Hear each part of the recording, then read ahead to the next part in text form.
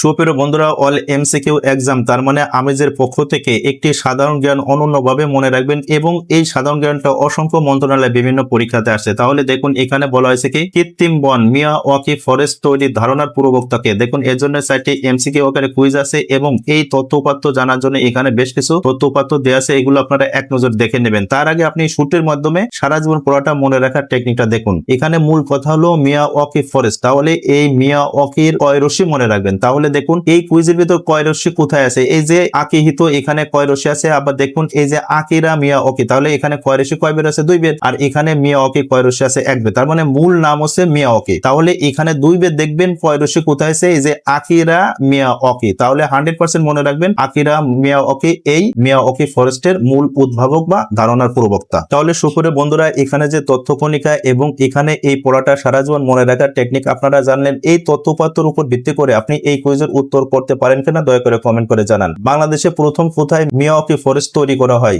দেখুন এর জন্য 4টি এমসিকিউ আকারে কুইজ আছে, সঠিক উত্তর কি হবে দয়া করে কমেন্ট করে জানাবেন। আর বন্ধুরা, অবশ্যই যারা আমাদের এই আমেজ ইউটিউব চ্যানেল থেকে দেখছেন, এই চ্যানেলটি সাবস্ক্রাইব করে রাখবেন, আর ফেসবুক পেজ থেকে থাকলে দয়া করে এই পেজটি লাইক ফলো শেয়ার দিয়ে রাখবেন। আপনাকে অসংখ্য ধন্যবাদ।